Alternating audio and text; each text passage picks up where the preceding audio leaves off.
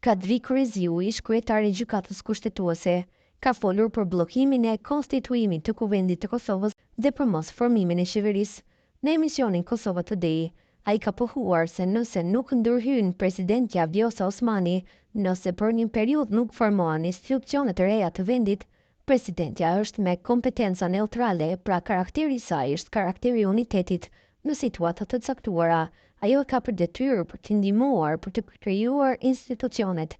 Ajo duhet të jetë shumë aktive, ajo e ka dhënë betimin në parlament, nëse jo atëherë, ndërhyrja do të vijë nga forcat e jashtme, respektivisht administrata amerikane. Kur nuk ndërhyn Osmani, Amerika ndërhyn, ka thënë ndër të tjera Kryziu. Kryetari i LDK-s Lumir Abdigjiku dje refuzoi ftesën e Albin Kurtit për zhbllokimin e situatës në raport me konstituimin e kuvendit. Përkundër Abdigjiku, ftesën e pranoi membri Krasniqi i PDK-s, por që edhe në këtë seancë nuk u arrit konstituimi i kuvendit. Në një prononcim për Bota Sot, ka folur nga familja e Haki Imerit. Ata thonë se Lumir Abdigjiku nuk është trashëgimtar i Rrugovës, duke shtuar se ai është bursist politik i Sa Mustafës, duke theksuar se ai e predikon shfaqje, vetkontroll dhe nënshtrim të sofistikuar. Ligia Demokratike e Kosovës u linj si një dritë në fund të tunelit të errësirës serbe.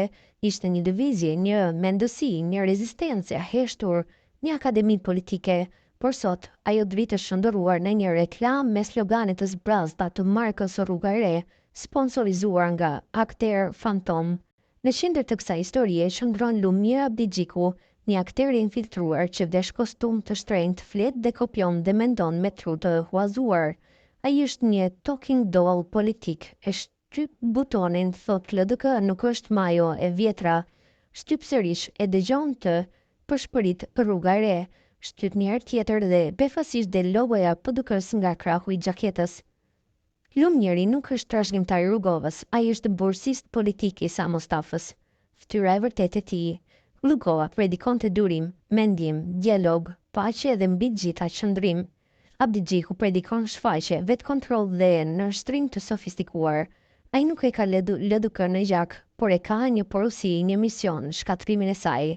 Komunisti Sa Mustafa, mjeshtër i ripastrimeve të eshtura, e përdori partinë si një inkubator për të arritur një lider që nuk është lider, por një administrator i strukturave që e sollën LDK-n buz greminës. Refuzimi që LDK-ja bëri Kurtit, thonë se humbi vetë LDK, sepse nuk keq t'i shohësh një partije që nuk po di më si të shkutoj veten pa dhimbje. Dikur LDK-ja ishte partia e njerëzve të librave, sot është biblioteke mbyllur ku lexohen vetëm urdhrat e oligarkëve të PDK-s. Është partia që nga monumenti i fjalës është ndërruar në mumje të balsamosur. Shikoni si refuzoi takimin me Albin Kurtin me një arrogancë që si shkon askujt që ka rënë në sondazhe sigur në pus. Aty nuk humbi Albin Kurti sepse ai është kryeministër, ka vota dhe ka timonin.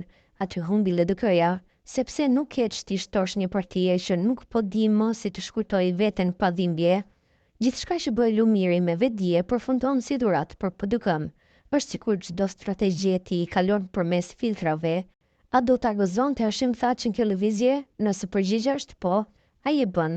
Lumiri është si një kirurg që po e peron një trup politik të vdekur, por pa vërejtur që në dorë ka jo bisturi, por furkën e darkës së fundit. Dhe darka përmbahet në një vil ku Sa Mustafa pin verë me të vjetër, ndërsa elektorati i LDK-s ka kaluar në lëvizjen vetvendosje guxo me autobus urban. Përfundon ai për Bota Sot.